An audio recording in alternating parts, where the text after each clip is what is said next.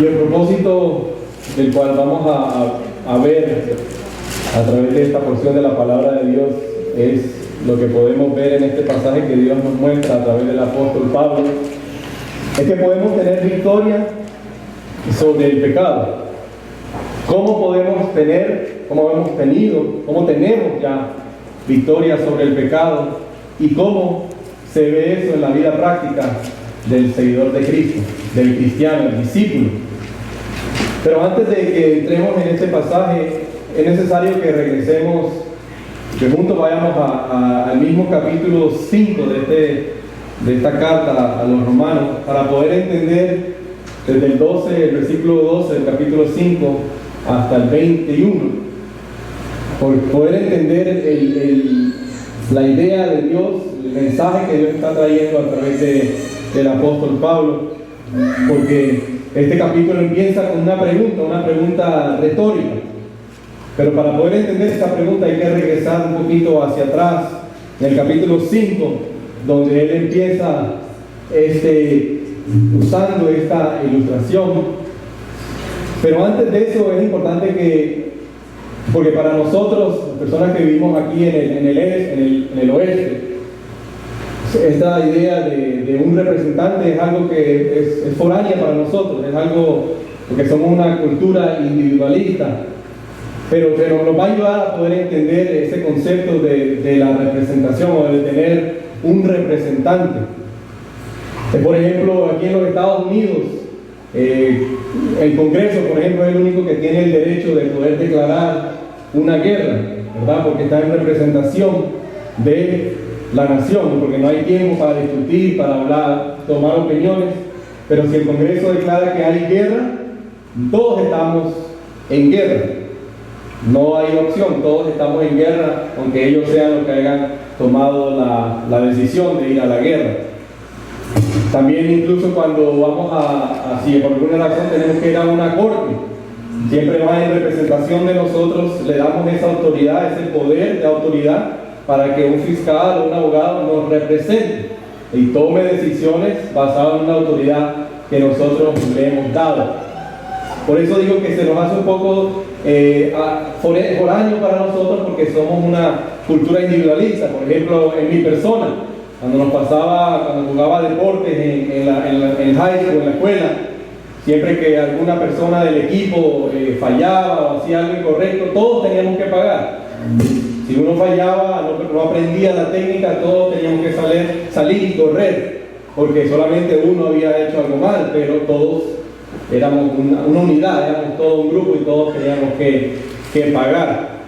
Y teniendo esa ilustración de la representación, es que podemos entonces regresar a este capítulo 5, el versículo 12, y entender el porqué de la representación de Adán delante de toda la humanidad. Porque es lo que habla Pablo para poder llegar después entonces al capítulo 6, que habla de que Adán fue nuestra representación, fue el representante de toda la humanidad. Por eso él dice, porque él pecó, todos han pecado. Que nosotros no estuvimos ahí, pero como él nos representaba, pecamos junto con él. Porque la desobediencia de un solo hombre, todos murieron, vino la muerte. Pero por la obediencia de un solo hombre, viene esa justificación y vida eterna. Por la desobediencia de un solo hombre reinó la muerte. Pero dice, pero cuánto más la obediencia de un solo hombre, Cristo Jesús, que reina la gracia junto con él. Entonces por eso es importante de entender, porque esto es lo que acabamos de leer del 5 al 14, escuchamos en Cristo. En Cristo. Muerte a vida, de la muerte a la vida. Entonces por eso es que en el versículo 1 él hace esa pregunta, ¿verdad? ¿Qué concluiremos? ¿Vamos a persistir en el pecado para que la gracia abunde? Hay que regresar otra vez a ese capítulo 5, porque dice entonces, si nosotros entonces antes estábamos unidos, porque nos representaba Adán, pero ahora por fe, esa fe de la que él ha hablado antes, que es la que nos justifica, la que nos da acceso a la gracia de Dios, la que nos reconcilia como el único medio, la fe, para reconciliarnos con Dios. Si estamos unidos por esa fe, entonces lo mismo que pasó con Jesús, lo mismo que Jesús trae, ahora eso se nos atribuye a nosotros. Por eso dice que por la obediencia de un solo hombre muchos llegan a ser justificados, y la justicia entonces se nos otorga a nosotros. ¿Cuánto más entonces la justicia? El pecado de un solo hombre, dice, no se compara con la gracia y con la vida eterna que viene por la obediencia de un solo hombre, y esa es la que se nos atribuye, se nos acredita a nosotros, que nunca estuvimos presentes, pero la justicia, la obediencia perfecta de Jesús es la que se nos acredita y se nos cuenta a nosotros como justicia, solamente a través de la fe. Pero incluso ahora, cuando escuchamos este mensaje, y como muchas personas en un momento nos usaron a Pablo, y muchos en nuestro tiempo podemos llegar a esa conclusión de preguntar, bueno, entonces de Adán a Moisés no había ley, pero de todo modo reinaba la muerte, pero llega la ley, y dices tú, Pablo, a través de Dios, ¿no?, que cuando llega la ley abunda el pecado, porque hay conciencia del pecado. Pero ¿cómo es que entonces abunda más la gracia también? Es que entonces vamos a pecar más para que entonces la gracia de Dios se manifieste más.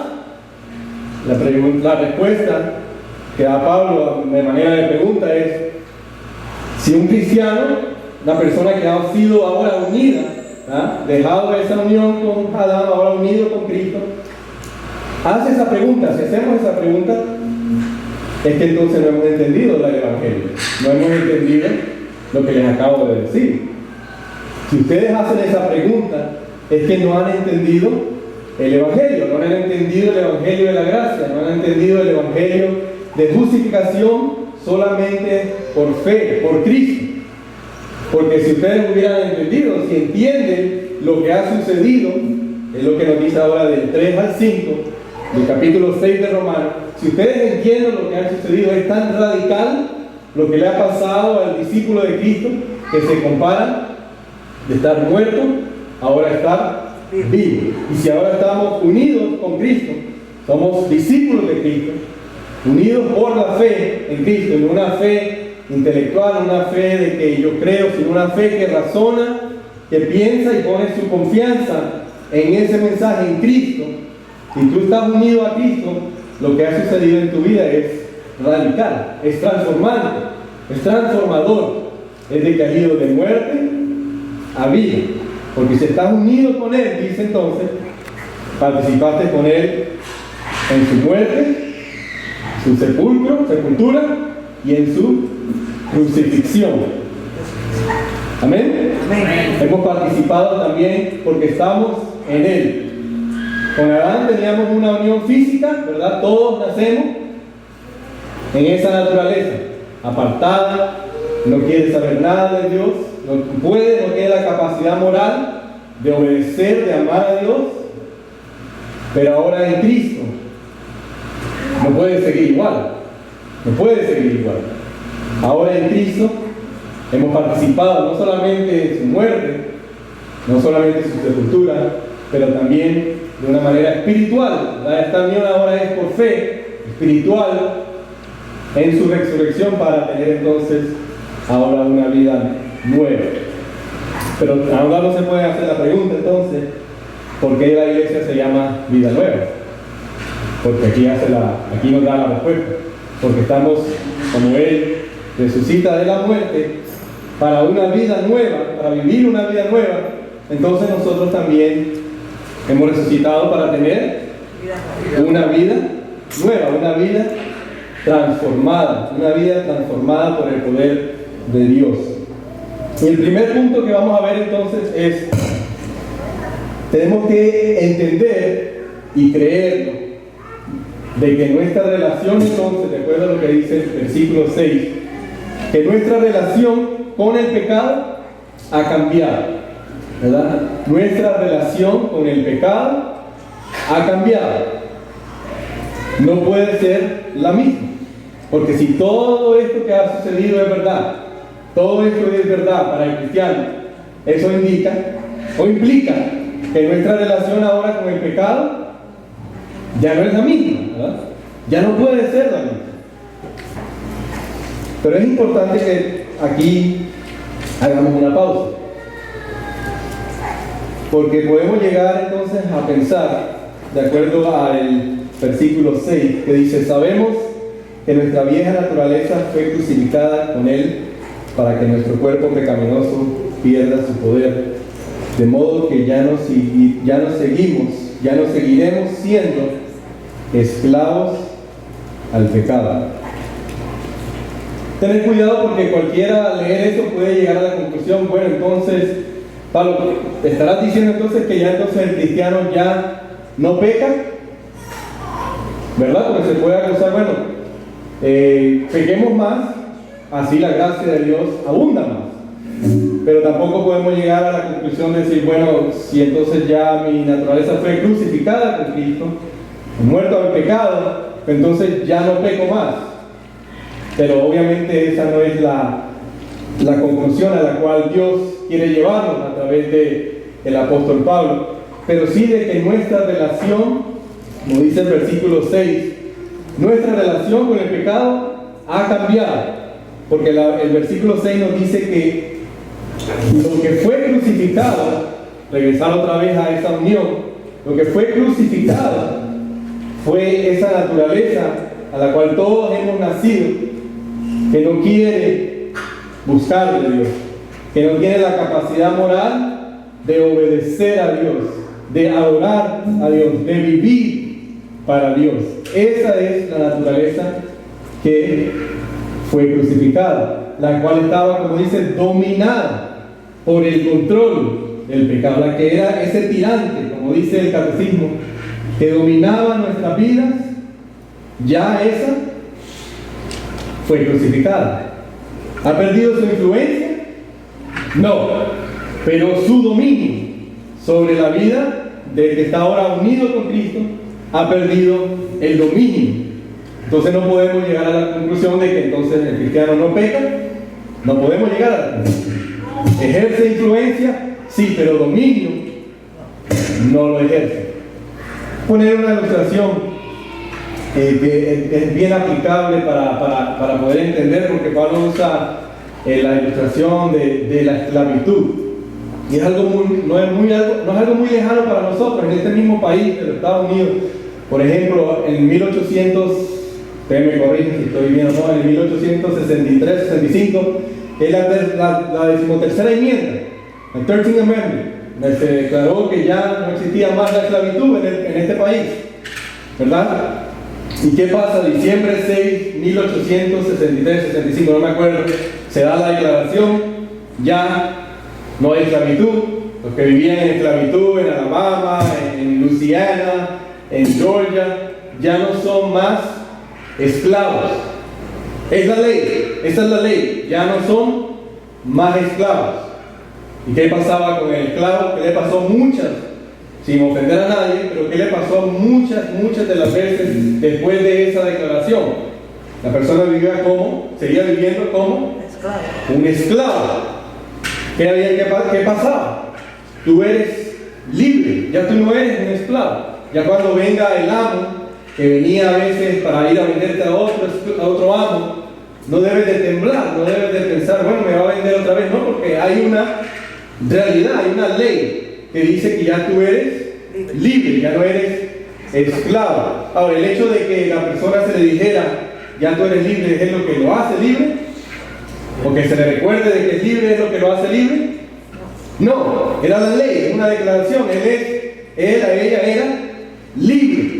Para el cristiano también, la vida como cristiano, como discípulo, el hecho de que nosotros vengamos, alguien venga y diga, mira, ya tú no eres esclavo del pecado, ¿es lo que te hace libre del pecado? No, es tu unión con Cristo, es lo que Cristo ha alcanzado, lo que ha conquistado, la victoria que Él tuvo sobre el dominio del pecado, sobre la muerte y nuestra esperanza, que es una resurrección. Entonces lo que nos hace libres no es que nosotros vengamos y digamos, mira, ya tú no eres esclavo, ya tú eres libre. No es una realidad. Lo que la palabra dice es que ya no somos esclavos. ¿Amén? Entonces eso es importante que lo tengamos en mente. No es el hecho de que podamos venir y decir, bueno, ya tú no eres esclavo, eres libre, sino es una realidad. Si estamos unidos con Cristo, ¿verdad? Porque ¿cuántos de nosotros, cuál es la esperanza que tenemos nosotros? Que un día vamos a, en el futuro, junto con Cristo vamos a resucitar, ¿verdad? Vamos a resucitar. Esa es una esperanza, ¿no? Y eso es lo que Pablo dice. Él murió, derrota la muerte para que un día resucitemos, ¿verdad? Pero también hay implicaciones para el presente, ¿no? La justificación no solamente nos quita la condenación que existía porque Adán pecó, no solamente nos perdona del pecado y también nos otorga una esperanza para el futuro, pero nos da victoria para ahora. Amén. No solo podemos decir que nos quita la condenación y nos da una esperanza futura, pero no nos da capacidad para vivir ahora como cristianos, ¿verdad? Sí nos da victoria para ahora. ¿Por qué? Porque si esa entonces naturaleza fue crucificada, ¿verdad? Esa que no quería nada, no quería saber nada de Dios, no tenía la capacidad de adorar a Dios, de servir a Dios, y ahora que estamos sirviéndolo, no es porque nosotros tengamos la capacidad en nuestro propio ser, o porque nosotros hayamos decidido querer buscar a Dios, es porque Dios ha hecho algo radical en nuestra vida. Que ya entonces el pecado, ese tirano, ese enemigo, ese amo, ya no puede dominar nuestra vida. Ya no tiene dominio. Eso es una verdad. Ahora, que ejerza influencia y que, como vamos a ver después, que empiece a reinar en nuestras vidas, es otra situación. Segundo punto, como podemos ver, el versículo del 8 al 10, dice que ahora podemos entonces vivir para Dios. Dice, ahora bien, si hemos muerto con Cristo, confiamos que también viviremos con Él, pues sabemos que Cristo, por haber sido levantado de entre los muertos, ya no puede volver a morir, ya no tiene dominio sobre Él. En cuanto a su muerte, murió al pecado una vez y para siempre. En cuanto a su vida, ahora vive para Dios. Si entonces todo lo que se le atribuye a Cristo se nos atribuye a nosotros entonces ahora sí podemos vivir para Dios. ¿Y por qué podemos vivir para Dios?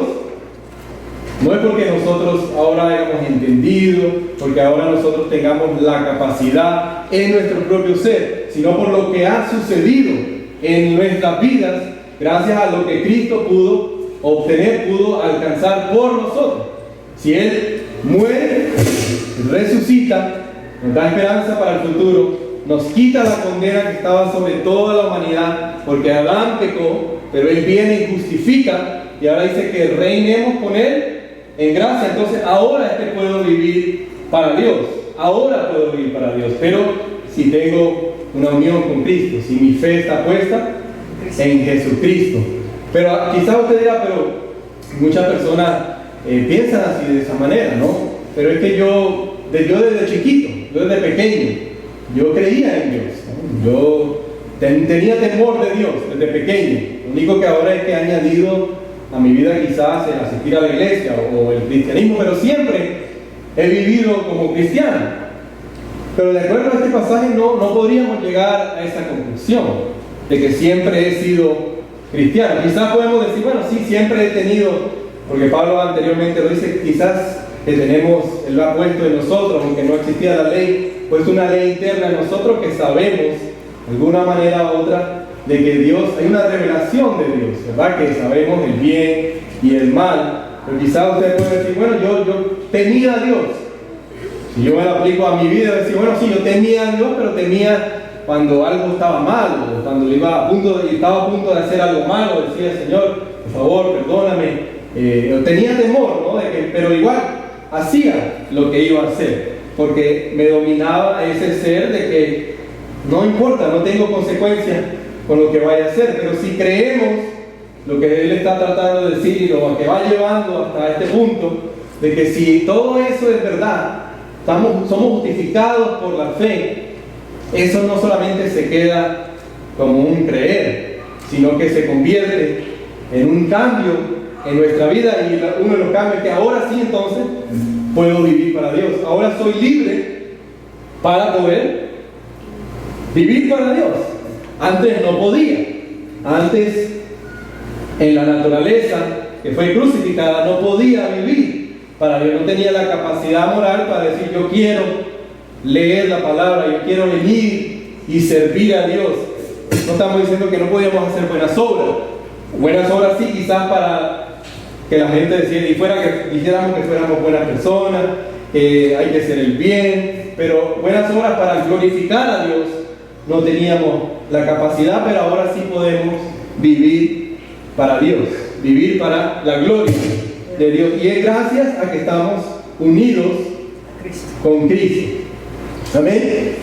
El último punto, el último del penúltimo, me falta otro punto, es que ya debemos de vivir entonces ahora, de acuerdo a lo que ya somos. Tenemos que vivir entonces ya de acuerdo a lo que ya somos. Y esto lo vemos en el versículo 11. Interesante que el pastor en la clase de la escuela dominical mencionó algo similar, ¿no? Porque hay quienes pueden llegar a la conclusión basado en este mensaje de que, bueno, entonces esto sucede automáticamente, ¿no? Dios me justifica, ya no estoy en esa naturaleza de Adán, estoy en Cristo, pero entonces esto tiene que suceder automáticamente, ¿no? Automáticamente tengo que, como un robot, empezar a servir al Señor. Sabemos que no es lo que Él está diciendo. Entonces automáticamente ya el pecado se elimina de mi vida y no cometo ningún pecado. Tampoco es lo que está diciendo. Podríamos llegar a pensar, bueno, entonces ahora puedo pecar, porque de todos modos, ¿de qué sirve si no dejo de pecar? Porque ya entonces la gracia es la que me ha cubierto. Tampoco podemos llegar a esa conclusión, pero miren lo que dice el versículo 11. De la misma manera, también ustedes considérense muertos al pecado, pero vivos para Dios en Cristo Jesús. La palabra ahí clave es considérense muertos al pecado. Otra vez la ilustración de la esclavitud. El hecho de que yo venga y le diga a una persona: fulanito, fulanita, ya tú no eres esclavo, ¿hace esa persona libre? No. El hecho de que se considere que ya no es un esclavo. ¿Qué le decía a la persona? Ya no tienes que sentarte en el bus, en la parte de atrás. Ya tú tienes el mismo derecho que tiene todo ser humano. Te puedes sentar en cualquier lugar. Ya no tienes que entrar al baño que estaba separado solamente para ustedes. Ahora puedes ir. Considérate libre, considérate lo que tú eres. Eres una persona libre. Y para el cristiano, ¿qué es lo que nos dice? Nos dice: bueno, ya eres libre, ahora automáticamente no. Considera lo que tú eres. ¿Qué es lo que tú eres? Eres libre, es una identidad, es nuestra identidad. Aunque de naturaleza, aunque desde que naciste, tus ligamentos, tus huesos, todo lo que hayas conocido como el esclavo que nace dentro de la esclavitud, que lo único que ha sabido es esclavitud, que se pensaba una persona de otra clase, que era menospreciada, aunque todo eso está en ti, está incrustado en ti, pero considérate libre. Y para el cristiano igual, aunque hemos nacido en una naturaleza pecaminosa, que estábamos dominados por ese tirante, ese amo que era el pecado, pero ahora ha sucedido algo, ha sucedido una realidad de que ya no somos, estamos libres, no libres para pecar ni libres de pecado, sino libres para vivir para Dios. Ahora sí puedo vivir para Dios. Ya ese tirano que me dominaba, que no me permitía adorar a Dios, ya Él no reina, ¿verdad? Porque dice que entonces Cristo es el que reina.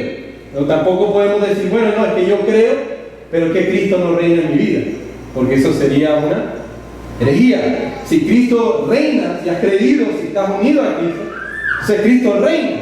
Ya no debe de reinar entonces el pecado. ¿Que influye sobre tu vida? Sí. Sí.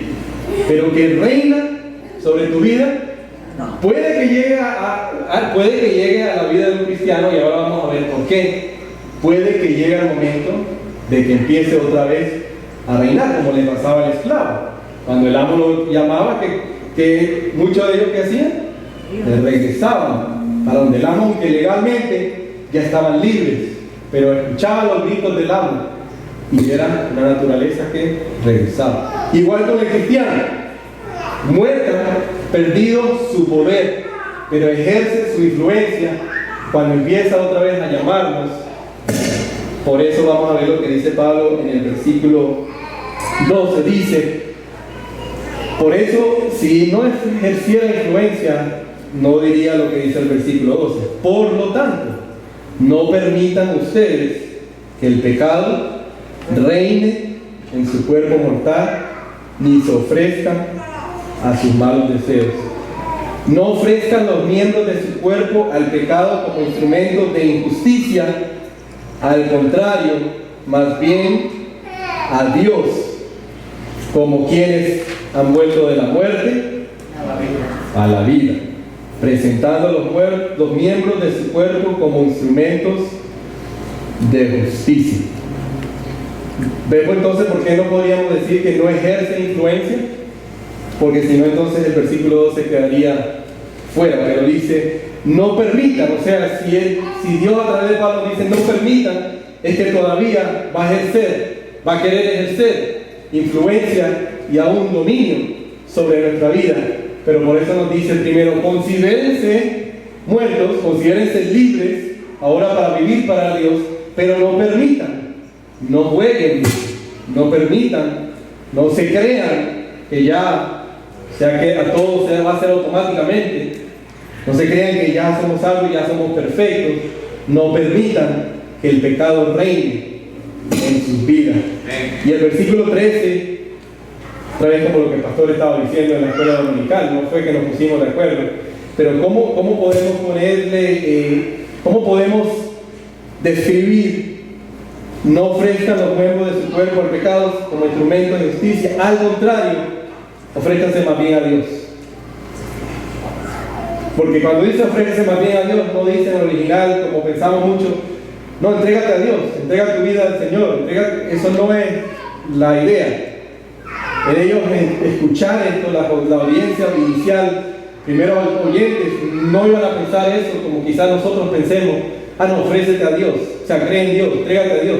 No, Él les dice: ofrézcanse a Dios una vez tras vez, día tras día, a los medios de la gracia, como estaba hablando el pastor en la escuela dominical. Ofrézcanse cada día a Dios, a los medios de la gracia que Dios ha dejado, a ese mensaje que más adelante Él dice, ese mensaje que ustedes obedecen ahora de corazón, a ese mensaje que es el Evangelio, ese mensaje todos los días, cuando usted se ofrezca, cuando usted llegue y se vea su naturaleza y vea otra vez a lo que Cristo ha hecho por nosotros. Ese es el ofrecerse a los medios de la gracia de Dios, como hablaba el pastor en la escuela dominical, a la oración corporal de la iglesia. Cuando usted se ofrece a eso, ese es ofrecerse a Dios, a la oración, al estudio de la palabra. Por eso es que a veces cuando se le llama y se le anima de no dejar de venir a la iglesia, no es por lo que queremos molestarle, no es porque se le quiere molestar, pero es por esta realidad de que si usted se aparta de los medios de la gracia de Dios, ¿cómo va entonces a no permitir que el pecado reine en su vida? Ofrézcanse más bien a Dios. Dice los instrumentos de su cuerpo, no está, porque después Él va a llevar a decir, bueno, ofrezcan su vida como su cuerpo, como sacrificio, sus manos, sus mentes, sus ojos, su caminar, su hablar, todo eso que antes, después Él dice más adelante, lo utilizaban para hacer cosas que ahora se avergüenzan. ¿Cómo ahora no hacer lo mismo, pero para la justicia que lleva a la imagen de Cristo? Ofrezcan los miembros de su cuerpo. Al igual que lo hacían antes, para hacer cosas que a muchos de nosotros y muchos de ellos se avergonzaban al mirar hacia atrás, porque eso es lo que pasa, ¿verdad? Al mirar atrás ahora las cosas que habíamos hecho, nos avergonzamos. Pero cómo no, si lo hacíamos con ese esfuerzo, con esa pasión para cosas que nos llevaban, dice que a la muerte. El pecado y la paga del pecado llevaban a la muerte, pero ahora ofreciéndolos a Dios, que nos lleva es a la justicia, no en la vida, no porque nos vamos a ganar la vida eterna, pero nos llevan hacia la imagen de Cristo, ofrecer nuestros miembros a Dios. Ese es el ofrecerse a Dios. Nos ofrecemos diariamente, por eso es diariamente, es todos los días, no puede ser un momento, puede ser una vez a la semana, porque no es suficiente. ¿Cómo podremos entonces no dejar que el pecado venga y quiera otra vez reinar en nuestra vida? No, porque si ya estamos con Cristo, estamos reinando con Cristo, pero no podemos llegar a la conclusión de que esto sucede automáticamente, porque Dios nos ha dejado esos medios para ir creciendo en la imagen de Cristo, pero una realidad de que Él reina y no reina el pecado. Y por último, tenemos que entonces entender y creer de que, como dice el versículo 13, de que lo habíamos perdido todo. Se dice que vamos de la muerte a la vida. El que muere lo pierde todo, no lo pierde todo. El que está muerto lo pierde, no lo pierde todo. Pero el que regresa a la vida no lo tiene todo porque ahora está vivo. Pero para nosotros, para el discípulo, lo tenemos todo porque ahora estamos en Cristo. Hemos regresado de la muerte a la vida. Por eso entonces que ahora sí podemos ofrecernos a Dios como instrumentos de justicia. Y habla estos términos que usa el apóstol son términos militares, ¿verdad? De usar como el carpintero usa ¿qué es lo que usa el carpintero? Su martillo, mecánico usa la herramienta, el pintor usa la brocha, ¿verdad? Como instrumentos de justicia. ¿Qué son los instrumentos que tenemos? Los medios de la gracia, nuestro cuerpo, nuestro ser, nuestro tiempo, nuestros talentos, todos ofrezcámoslos como instrumentos de justicia, para que la imagen de Dios se vaya formando más y más en nuestra vida, porque Cristo es el que reina, si estamos unidos con Cristo. Y por último entonces nos termina el versículo 14 diciéndonos, así el pecado no tendrá dominio sobre ustedes, porque ya no están bajo la ley, sino bajo la gracia. ¿Ejerce influencia sobre nosotros? Sí, si no dirigiera, así el pecado ya no tendría dominio sobre ustedes, ¿verdad? Pero si entonces tomamos la recomendación de Dios, considerándonos lo que somos, ¿verdad? Y esto me ha sucedido a mí, por eso creo que me he sentido tan identificado con ese pasaje. O viendo otra vez la expresión del esclavo, ¿verdad?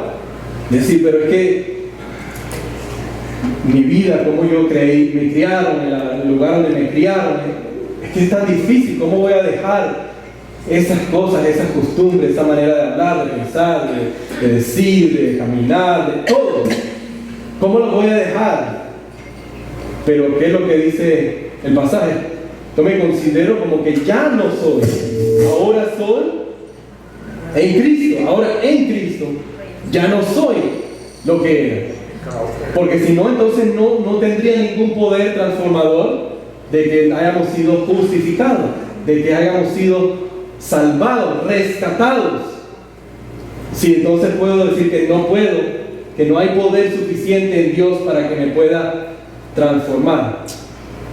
Si hay suficiente poder, pero no pasa, no sucede automáticamente, no sucede sin que nosotros ejerzamos ninguna acción.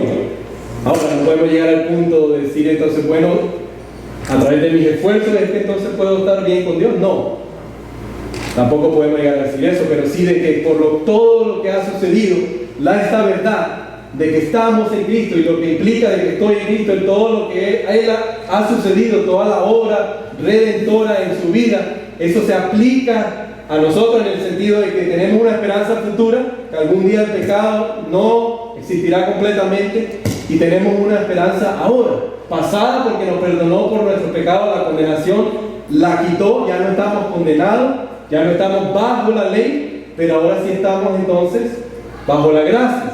Pero no la gracia para continuar viviendo, tratando de obtener nuestros propios esfuerzos, ganarnos el favor de Dios. No, porque la ley venía para decirnos que estábamos mal, estábamos destituidos. Pero con la obediencia, la justificación, el regalo, no se compara con la condenación de Cristo Jesús. Ahora entonces estamos bajo la gracia. Entonces no permitamos que el pecado ejerza dominio sobre nuestras vidas, sino que vivimos en la gracia. Amén. Que el Señor entonces sea el que nos ayude a ponerlo en práctica y que sea el Espíritu Santo ayudándonos cada día a poder poner su palabra.